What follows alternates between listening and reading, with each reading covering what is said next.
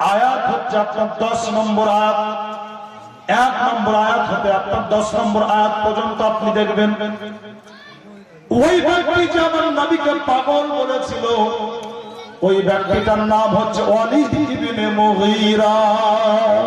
আল্লাহ পাক বলতে আছেন আমার হাবিব মন খারাপ করবে না। আল্লাহু আকবার। মুসলমান ওয়ালিদ ইবনে মুগীরা যখন জানতে পারলো ওয়ালিদ ইবনে মুগীরা আর যেন আপনার লোকের ভিড়ে আসে না, আর যেন মক্কার যত সরদার ছিল তাদের সাথে আপনার মিশে না, ওয়ালিদ ইবনে মুগীরা আলাদা আলাদা থাকে, মনটা বড় খারাপ। এজন্যই কি সে হচ্ছে একজন জারজ সন্তান, জানতে পেরে গেছে বেরাদার সে যেন আমার নবীর আর বিরোধিতা করে না। আল্লাহু আকবার।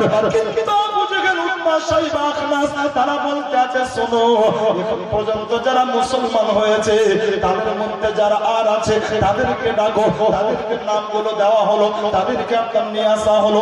আল্লাহু আকবার। ওরই মধ্যে একজন হচ্ছে আমার নবী পাকের আপন ফুফাতো ভাই যার নাম হচ্ছে হযরতে জুবাইর ইবনুল আওয়াম। উনি হচ্ছেন আমার নবীর আপন ফুফি হযরতে সুফিয়ার বেটা হযরতে জুবাইর ইবনুল আওয়াম মুসলমান হয়ে গেছেন, তিনি ইসলাম কবুল করে নিয়েছেন। বেরাদার নবী পাকের ফুফি হযরতে সুফিয়া বলতে আছেন বলে বেটা তুই যদি মুসলমান তুই যদি দিন ইসলামকে ত্যাগ না করিস তাহলে আমি তোর মা আমি কিন্তু আর কোনো কিছুই খাবো না, আমি এক ঢোক পানি পর্যন্ত পান করব না, আমি না খেয়ে আমার জীবনটা আমি শেষ করে দেব। যখন বলে দিয়েছে বেরাদার হযরতে জুবাইর ইবনুল আওয়াম বলতে আছেন বলে মা গো তুমি পানি খাও আর না খাও, তুমি খাবার খাও আর না খাও, আমি তোমার চাইতেও আমার পেয়ারা নবীকে বেশি ভালোবাসি, আমার নবীকে আমি ছাড়তে পারবো না। আল্লাহু আকবার। মুসলমান লোক যখন সব শুনতে পেল, লোকজন যখন জানতে পারলো, জুবাইর ইবনুল আওয়ামের মাকে বলতে আছে ও সুফিয়া এক কাজ করো তোমার সন্তানকে আমাদের হাতে তুলে দাও, যেমন করে হোক দিন ইসলাম ছাড়িয়ে দেব। সুফিয়া তুলে দিলেন বেরাদার হযরতে জুবাইর ইবনুল আওয়াম ওনাকে নিয়ে যাওয়ার পরে একটা চটাই সুন্দর করে জড়িয়ে দেওয়া হলো, আর একটা চটাই জড়িয়ে দেওয়ার পরে দুই দিক থেকে আপনার ধোঁয়া দিতে আরম্ভ করা হলো। আল্লাহু আকবার। এত কষ্ট এত যন্ত্রণা হযরতে জুবাইর ইবনুল আওয়াম ওই ধোঁয়া অবস্থাতে বেরাদার ওই চটা জড়ে অবস্থাতে উনি যেন জিকির করতে আছেন আল্লাহু আল্লাহ। আবু জাহল উম্মাহ সাইবা আখনাস তারা আপনার হয়রান হয়ে গেল, আসলে দিন ইসলামে আছে কি তারা আপনার ভাবতে লাগলো বেরাদার। আল্লাহু আকবার। আরো আপনার খুঁজে নামগুলো বের করা হলো। চট্টগ্রামে একজন উঠে বলতে আছে ও উমাইয়া তুমি কাকে খুঁজে বেড়াও, তুমি কি নিজের খবর রেখেছো? উমাইয়া বলতে আছে কি বলতে চাস পরিষ্কার করে বল। ওই ব্যক্তি বলতে আছে উমাইয়া তোমার বাড়িতে যে গোলাম আছে যে গোলামের নাম হচ্ছে বেলাল, এমনকি তোমার বেলাল পর্যন্ত মুসলমান হয়ে গেছে। উমাইয়া বলে হ্যাঁ আমার বেলাল মুসলমান? বলে হ্যাঁ খবর নাও কি? উমাইয়া আসলে বেলাল তুমি নাকি দ্বীন ইসলাম কবুল করে নিয়েছো? হযরতে বেলাল কোনো রাগ ঢাক না করে কোনো আপনার দ্বিধা না করে নির্ভয় বলতে আছে আলহামদুলিল্লাহ আমি সত্য দ্বীন কবুল করেছি। ধরে বলেন সুবহানাল্লাহ। কে ছিল এই বেলাল? যে বেলাল আপনার আল্লাহু আকবার মুআজ্জাজ উমাইয়ার গোলাম আগে ছিল না। হযরত বেলাল আগে গোলাম ছিলেন আব্দুল্লাহ ইবনে জিদআনের গোলাম, পরে উমাইয়ার গোলাম বেলাল ছিলেন ওই ব্যক্তি। 12 জন লোক ছিল যারা ওই মূর্তিগুলোর দেখাশোনা করত, সেবা করত, মূর্তিকে মুছিয়ে দেওয়া, সুন্দর করে আপনার গোসল করিয়ে দেওয়া, এরপরে থালা সাজিয়ে তাদের সামনে নিয়ে যাওয়া। আর এই 12 জন ব্যক্তির কমান্ডার ক্যাপ্টেন ছিলেন হযরতে বেলাল। কিন্তু উনি জিন্দেগিতে কোনোদিন কোন মূর্তিকে মুছিয়েও দেননি, কোন মূর্তির সামনে খাবার নিয়ে হাজিরও হননি হযরতে বেলাল। বরং একদিন আল্লাহু আকবার উনার দ্বীন ইসলাম উনি যে কবুল করেছেন প্রকাশ হলো কেমন করে। হযরতে বেলাল একদিন ওই মূর্তির উপরে থুতু দিয়ে দিয়েছিলেন আর বলেছিলেন যে তোকে মানে সে ক্ষতির মধ্যে আর তুইও ক্ষতির মধ্যে। হযরতে বেলাল ঠিক বলেছেন কিনা? আকা ঠিক বলেছেন, তার কারণ এটা বেলালের কথা নয়, এটা হচ্ছে আমার আল্লাহর কথা। আল্লাহর কোরআনে আছে 1 নম্বর পারা, সূরাটির নাম সূরা আল বাকারা, আয়াত নম্বর 24। আল্লাহ পাক বলেন ওয়াকুদুহান নাস ওয়াল হিজারা, আমি মানুষ এবং পাথর, যেই পাথরগুলো দিয়ে মূর্তি তৈরি করা হয়েছে, ওই পাথরগুলো দিয়ে আর মানুষকে দিয়ে আমি আল্লাহ জাহান্নামকে পূর্ণ করে দেব। বেলাল তো ঠিকই বলেছে। হযরত বেলাল যখন বললেন আলহামদুলিল্লাহ আমি দ্বীন ইসলাম কবুল করে নিয়েছি, হযরত বেলাল এই কথা বলা মাত্র উমাইয়া বলতে আছে, বেলাল তুমি আম্মার বিন ইয়াসিরের নিশ্চয়ই তুমি ঘটনা শুনেছো এবং দেখেছো। খাব্বাব বিন আরুত যার বিষয়ে তুমি শুনেছো, বেলাল বলতে আছে উমাইয়া খাব্বাব বিন আরুতের বিষয়ে দুনিয়াওয়ালা শুনেছে, কিন্তু আমার জান্নাত ওয়ালা নবী কি বলেছেন তুই ওটা শুনিস। উমাইয়া বলতে আছে বেলাল তোমার নবী কি বলেছে?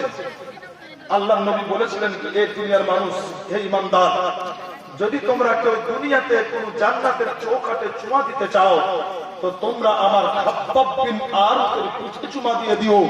তার কারণ উনি ঈমানের জন্য নিজের পিঠের চামড়া পুড়িয়ে চর্বি গলিয়ে আগুন তৈরি করে দিয়েছিলেন, কিন্তু ঈমান হারিয়ে দেননি।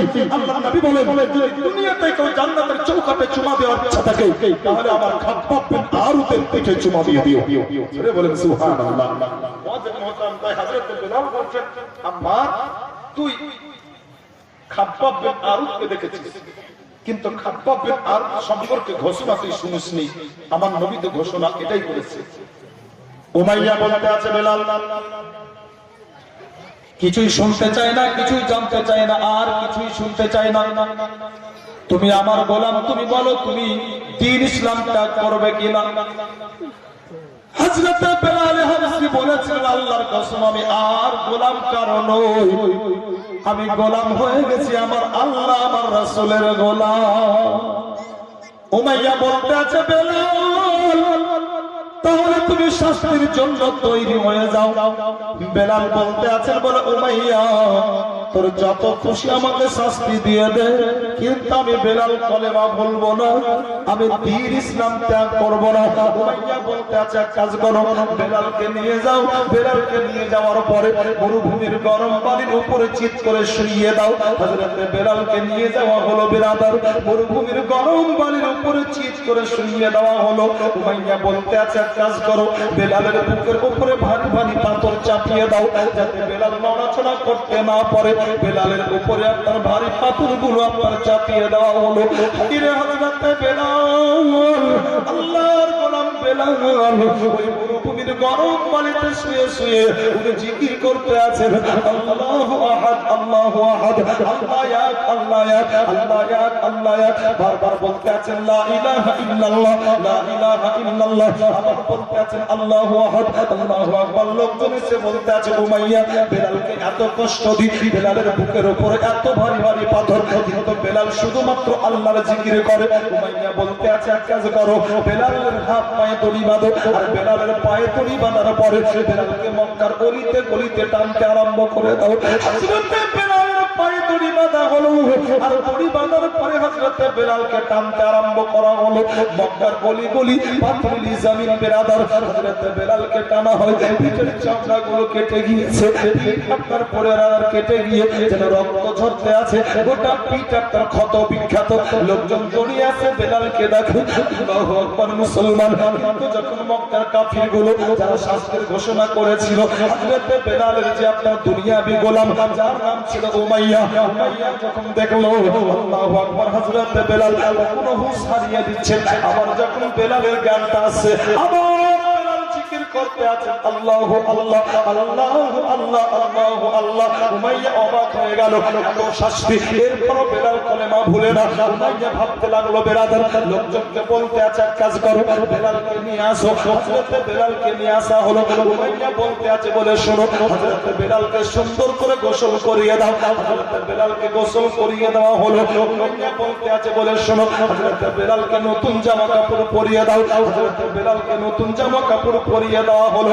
হযরত বেলালকে নিয়ে আসা হলো, শহীদ মহলে নিয়ে যাওয়া হলো।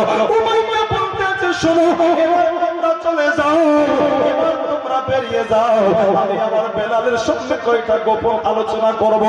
আল্লাহু আকবার। বেরাদার, হযরত বেলাল ছাড়া আর উমাইয়া ছাড়া ঘরের মধ্যে যেন আর কেউ নাই। উমাইয়া বলতে আছে, বেলাল এত কষ্ট তোমার আর থাকবে না। দেখো আমার হুকুমে তোমাকে সুন্দর করে গোসল করিয়ে দেওয়া হয়েছে, তোমাকে সুন্দর কাপড় পরিয়ে দেওয়া হয়েছে। ও বেলাল, আজ তোমার জন্য একটা সুবর্ণ সুযোগ, আজ তোমার বড় খুশির বিষয়। ও বেলাল শোনো, যদি তুমি দ্বীন ইসলামটা ছেড়ে দাও, আমি উমাইয়া আমি তোমাকে বলি, আমার যত সম্পত্তি আছে আমার সম্পত্তির অর্ধেকটা আমি তোমার নামে করে দেব। আল্লাহু আকবার। মুআজ্জাজ, হযরত বেলাল যতদিন আপনার উমাইয়ার গোলাম ছিল, উমাইয়ার গোলাম ছিলেন, তো কেউ পুষতো না বেলালকে। কিন্তু আজ বেলাল নবীর গোলাম হয়েছে, বেলাল এত দামদার হয়েছে, হযরত বেলালের দাম এত বেড়েছে, হযরত বেলালকে কিনতে চায় উমাইয়া তার অর্ধেক সম্পত্তির বিনিময়ে। এর জন্যই আলা হযরত নিজে কলম ধরে লিখতে আছেন, ইয়া রাসূলুল্লাহ जब तक बिके ना तो कोई पूछता ना था, तूने खरीदकार हमें अनमोल कर दिया। अल्लाहु अकबर। हजरत बेलाल যখন উমাইয়ার গোলাম ছিলেন, বেদাম ছিলেন, যখন নবীর গোলাম হলেন তো দামদার হলেন। তাই উমাইয়া বলতে আছে, বেলাল কলমা ছেড়ে দাও, অর্ধেক সম্পত্তি পাবে। ওই সময় হযরত বেলাল জানেন, সুবহানাল্লাহ, দুটো ছন্দের মাধ্যমে শোনাবো। একবার মুহাম্মদে আপনাদের কাছ থেকে দরুদ পাক শুনবো। আল্লাহুম্মা সাইয়্যিদানা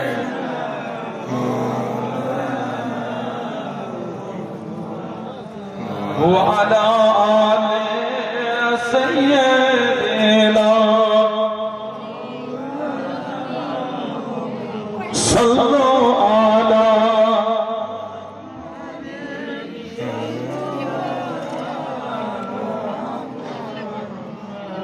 रोशनी ने चोखे तोमार सोना के चीने स्वर्णकार होले ओ सात समुद्र पार ईमान के पावा बड़ो भार नहीं दरकार तुम्हार झूठा अलंकार तुम्हार झूठा अलंकार।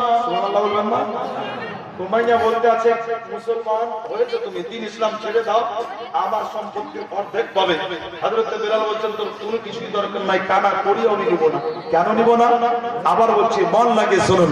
ফেরসনি নে চোখে তোমার সোনা কে চিনে স্বর্ণকার হলে ও সাত সমুদ্র পার ইমানিক পাওয়া বড় ভার নেই দরকার তোমার ঝুটা অলঙ্কার তোমার ঝুটা অলঙ্কার প্যারা না পীর উপহারে দিব এই চামড়াকে ছিঁড়ে প্যারা না পীর উপহারে দেব এই চামড়াকে ছিঁড়ে তার ফুলার আগে যেতে দাও শহীদ হয়ে যেতে দাও শহীদ হয়ে যেতে দাও শহীদ হয়ে।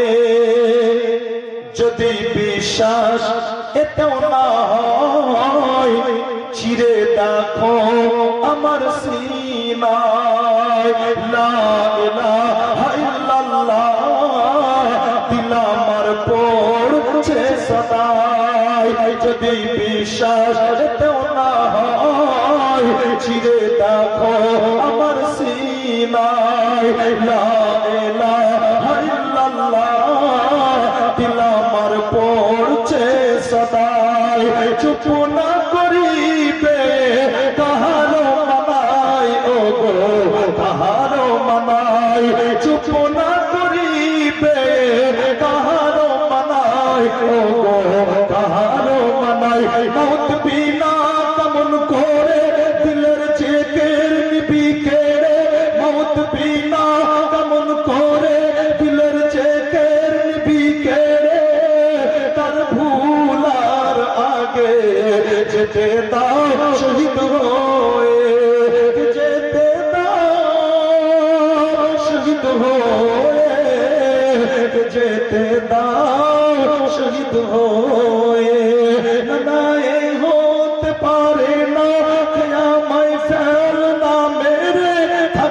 এক বিন্দু যাবে না নবীজির কলমাকে ছেড়ে, তার ভুলার আগে যেতে দাও শহীদ হয়ে। বেলালে হাফসি বলতেছেন, ও মাইয়া শোন, তোর অর্ধেক সম্পত্তি আমার দরকার নাই, আমি বেলাল তোকে একটা কথা বলি, আমি বেলাল আমার জবান শুধু নড়ে, আমার বেলাল আমার জবান দিয়ে শুধু মাত্র লা ইলাহা উচ্চারণ হয় তা নাই। আমি বেলাল বলতে আছি, ও মাইয়া শুনে নে, আমি বেলালকে যদি টুকরা টুকরা করে দিই, আল্লাহর কসম করে বলি, আমার বুকটাকে যদি একবার ভালো করে চিরে দিই, আমি বেলাল আমার একদিকে লেখা পাবি লা ইলাহা ইল্লাল্লাহ, তো আরেকদিকে লেখা পাবি মুহাম্মাদুর রাসূলুল্লাহ।